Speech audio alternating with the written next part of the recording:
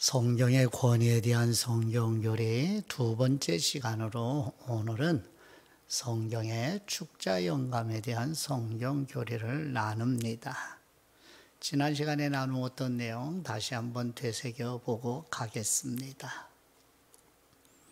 그리스도인이 사랑하는 성경은 무슨 내용이 기록된 책인가요? 다른 질문으로 성경교리의 내용은 무엇인가요? 에 대한 내용을 한 문장으로 정리해서 이제 많이 익숙해지셨을 것입니다. 마음에 꼭 간직하시기를 바라요. 성경은 하나님께서 죄를 지은 인간을 예수 그리스도의 십자가 사역을 통하여 성령님의 능력으로 구속하시는 계시의 책입니다. 아멘. 자, 두 번째는요. 계시와 영감의 차이는 무엇인가요? 하는 내용으로 잠깐만 정리를 해보죠. 성경은 하나님 자신에 대한 계시의 책입니다.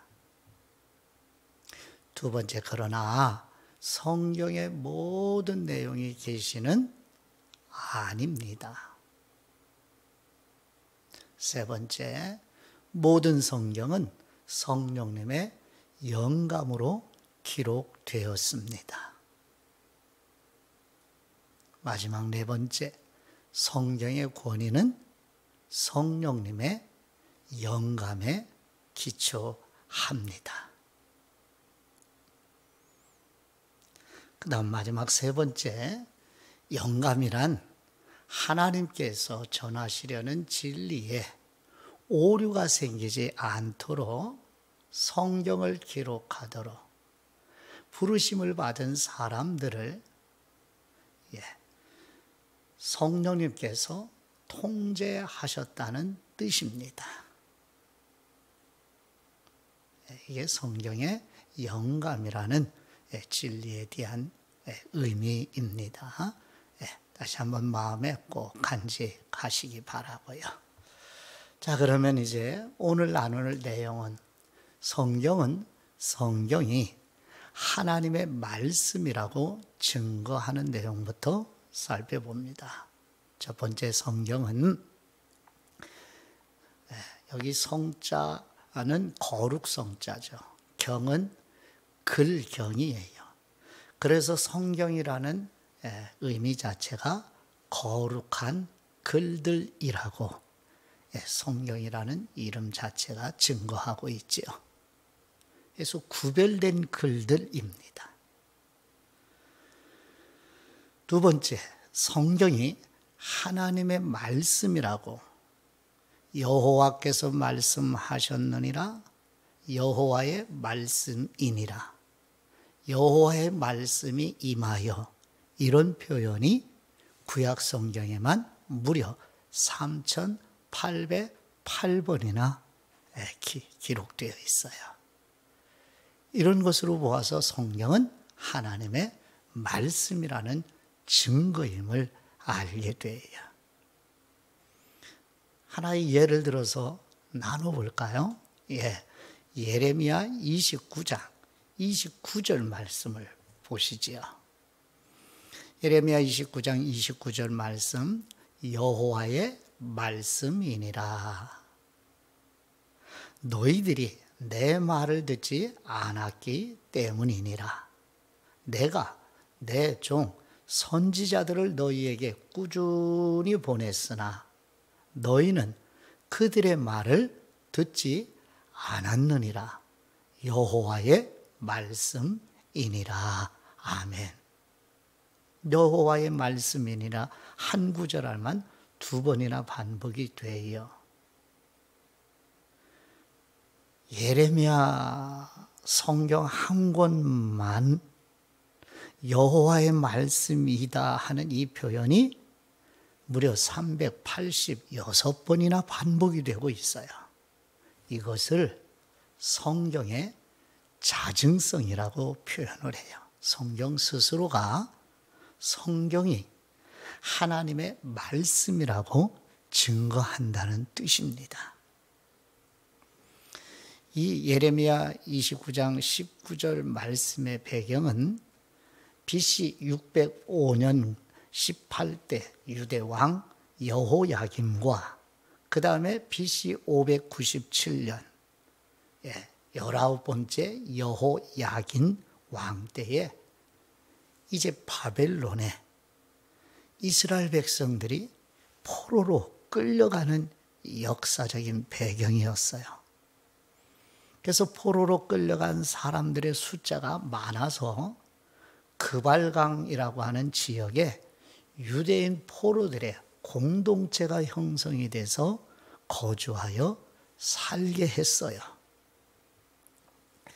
근데 거짓 선지자들은 잠시 후면 포로에서 귀환할 것이라고 거짓 예언을 포로된 이스라엘 백성들에게 거짓으로 예언을 하는 거예요. 그러나 참된 선지자 예레미야는 아닙니다. 하나님께서 나에게 말씀하시기를 70년 후에 포로에서 돌아올 것이라고 하나님으로부터 받은 말씀을 증거하는, 그래서 계속해서 백성들이 듣지 않아도 예레미야 선지자는 하나님으로부터 받은 말씀을 전하는 거예요. 여호와의 말씀이다. 여호와의 말씀이다. 여호와께서 나에게 말씀하셨다. 이렇게 증언을 하는 거예요. 이와 같이 사람들이 듣지 않아도 하나님의 말씀이기 때문에 전하는 것이 바로 그리스도인 곧 교회의 사명인 것입니다. 네, 성경에 이렇게 하나님의 말씀이다 하는 표현이 많이 반복이 돼서 성경 스스로 하나님의 말씀임을 증거하고 있음을 살펴보았고요. 자, 이제 두 번째, 성경의 축자 영감에 대한 성경 교리를 이제 나누게 되는데, 먼저 의미부터 말씀을 드리죠. 첫 번째, 축자 영감이란 성경의 모든 단어가 성령님의 영감으로 기록되었다는 뜻입니다. 성경에 많은 단어들로 성경이 이루어졌잖아요. 그 모든 단어가 성령님의 영감으로 기록되었다는 뜻이 축자 영감이라는 뜻이에요. 예를 들어서 괄호에 표기해 드렸는데도 명사이면 단수와 복수로 표기가 되어 있고요. 동사에는 시제가 첨가되어 있고요. 표기가 되어 있어요. 그리고 단어의 순서가 정해져 있어요. 이런 것들이 다 축자 영감의 뜻이란 말입니다. 그래서 두 번째 조금 더 설명을 드리면 성경에 축자 영감이란 성경을 기록하도록 부르심 받은 사람들이 특정한 단어를 선택하는 일까지 오류가 생기지 않도록 막으셔서 하나님이 계획하신 결과를 산출해 내도록 성령님께서 간섭하시고 통제하시고 인도하셨다는 뜻입니다. 이렇게 아주 세밀하게 하나님은 저와 여러분에게 전해주시고자 하는 생명의 진리를 성경에 기록하게 하셨어요. 이것이 하나님의 은혜요, 우리를 향한 하나님 아버지의 사랑의 또 하나의 증거라 할 수가 있습니다. 하나님께서 전하시려는 계시의 말씀을 기록하도록 하나님은 사도들과 선지자들을 부르셨어요. 그러니까 하나님의 부르심을 받은 사도들과 선지자들이 당시 사용하던 언어로 이제 하나님의 말씀을 받아 기록을 하게 되는데, 이 사도들과 선지자들이 선택하는 단어마다 성령님께서 간섭하고 통제하시고 이끄시고 인도하셔서 하나님이 우리에게 전하시려는 진리에 오류가 생기지 않게 하셨다는 뜻이 바로 축자 영감이라는 뜻입니다. 그러면 이제 축자 영감에 대한 성경의 증거를 몇 가지 나누어 보도록 해요. 첫 번째, 갈라디아서 3장 16절 말씀에 성령님의 영감을 받은 사도 바울이 갈라디아 교회 그리스도인들, 나아가 오늘 우리들에게 증언하는 내용을 한번 들어보시죠. 갈라디아서 3장 16절 말씀.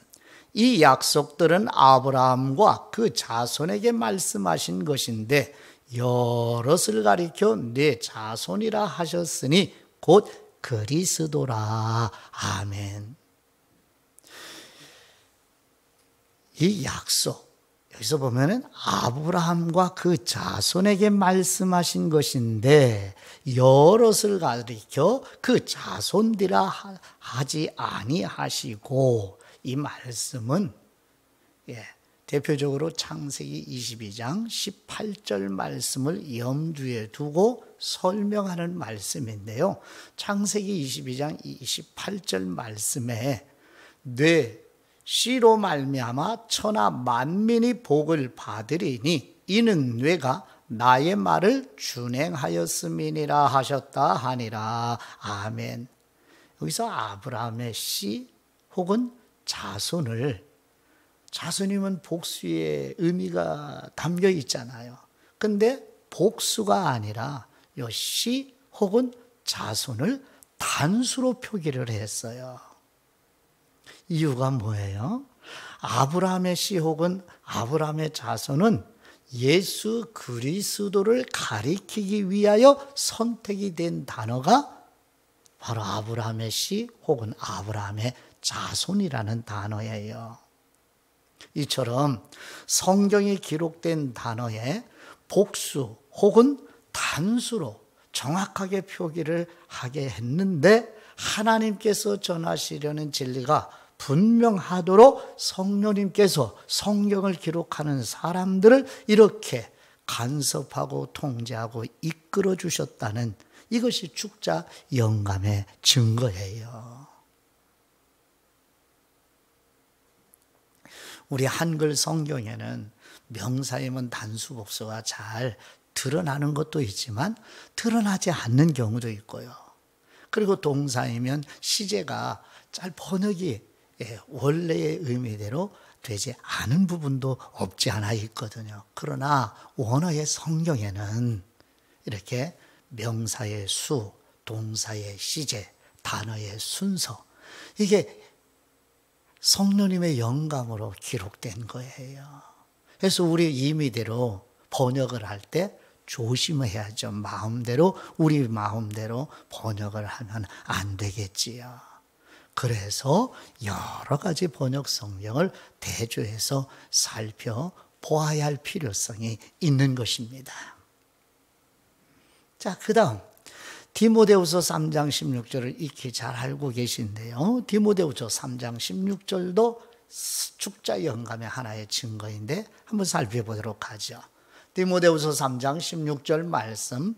모든 성경은 하나님의 감동으로 된 것으로 교훈과 책망과 바르게 함과 의로 교육하기에 유익하니. 아멘. 여기서 모든 성경은 신구약 성경 66권 전체를 가리키는 거예요.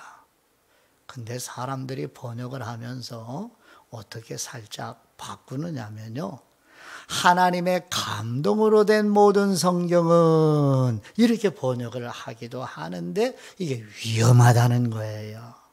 왜냐하면요, 하나님의 감동으로 된 모든 성경은 교훈과 책망과 바르게 함과 의로 교육하기에 유익하니, 그 뜻인 것 같은데 면밀히 살펴보면 하나님의 감동으로 되지 않은 성경도 있다고 해석할 여지를 주기 때문에 위험하다는 뜻입니다.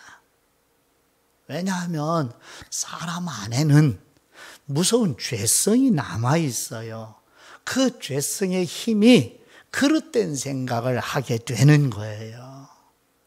그래서 이 순서를 바꾸면 안 돼요. 왜냐하면 축자 영감의 의미로 오류가 생기지 않도록 이 모든 성경은 하나님의 감동으로 된 것으로 이렇게 성령님이 사도 바울에게 통제하시고 간섭하시고 인도하신 말씀이라는 뜻이에요. 이해되시죠? 자, 그 다음 두 번째는요. 베드로후서 1장 20절에서 21절 말씀도 보시지요. 베드로후서 1장 20절 말씀. 먼저 알 것은 성경의 모든 예언은 사사로이 풀 것이 아니니 예언은 언제든지 사람의 뜻으로 낸 것이 아니요 오직 성령님의 감동하심을 받은 사람들이 하나님께 받아 말한 것임이라. 아멘. 여기서 잘못 이해하면 오해할 수 있는 부분이 있는데요. 무슨 말씀이냐면요. 성경의 모든 예언을 사사로이 풀 것이 아니니라 하는 이 말씀의 의미는 성경을 해석하면 안 된다는 뜻이 아니고요. 성경의 모든 예언의 말씀은 인간의 개인적인 이해나 해석이 아니라는 뜻입니다. 그래서 신구약 성경 66권은 성령님의 영감을 받은 사도들과 선지자들이 하나님께 받아 기록한 하나님의 말씀이라는 뜻이에요. 자, 아시겠죠, 이제? 예. 자, 그 다음, 이제 중요한 부분 이제 한 가지 나누고 마쳐요. 성경의 일관성과 통일성에 대한 부분을 꼭 마음에 간직하면 도움이 돼요. 무슨 의미냐면 신구약 성경 66권은 1600여 년 동안 무려 40여 명에 의해 기록되었음에도 불구하고 오직 한 가지 주제, 곧 예수 그리스도와 예수 그리스도의 구속을 증거하고 있다는, 신구약 성경 66권이 기록이 되어 있지만 시간이 무려 1600여 년 동안이나 걸려 완성이 됐어요. 성경을 기록하도록 부름받은 사람이 무려 40여 명이나 많아요. 그럼에도 불구하고 많은 기간, 많은 사람에 의해서 완성된 성경이지만 일관되게 한 가지 주제, 예수 그리스도와 예수 그리스도께서 하신 일, 이게 구속의 이야기를 전해주고 있습니다. 이것이 바로 성령님의 축자 영감이라는 아주 소중한 증거 중에 하나입니다. 예를 들어서 예수님이 말씀하신 내용을 증언을 들어보시죠. 요한복음 5장 39절에서 40절의 예수님의 말씀입니다. 요한복음 5장 39절 말씀. 너희가 성경에서 영생을 얻는 줄 생각하고 성경을 연구하거니와 이 성경이 곧 내게 대하여 증언하는 것이니라. 그러나 너희가 영생을 얻기 위하여 내게 오기를 원하지 아니하는도다. 아멘. 이 말씀은 하나님의 아들, 곧 하나님이신 예수님께서 말씀하신 내용이지요. 하나님께서 성령님의 영감으로 성경을 기록하게 하신 목적이 영생을 얻게 하기 위함이라고 분명하게 이 부분에서도 요한복음 5장 39절에서도 말씀하시고 요한복음 20장 31절에서도 반복하여 말씀하고 계시죠. 그래서 성경을 읽는 사람 누구나 예수 그리스도와 예수 그리스도께서 이루신 구속의 관점으로 읽어야 하는데, 그러면 반드시 성령님의 조명해 주시는 은혜를 전적으로 의존하여 간청해야만 한다는 뜻이 내포되어 있어요.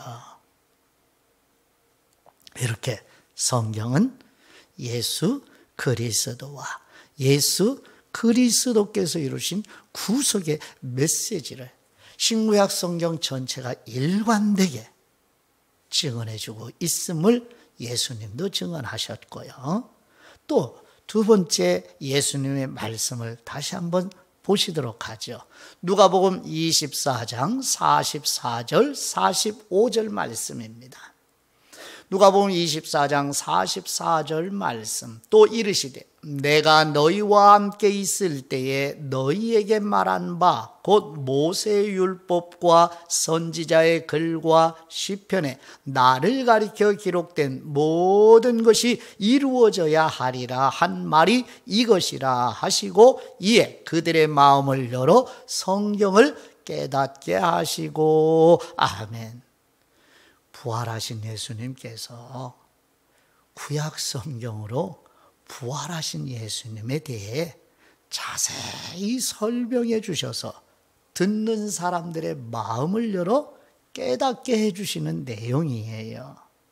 이처럼 신구약 성경 66권은 예수님의 증언에서 보는 것처럼 일관되고 통일성 있게 예수 그리스도와 예수 그리스도의 십자가의 구속의 이야기를 증거하고 있어요.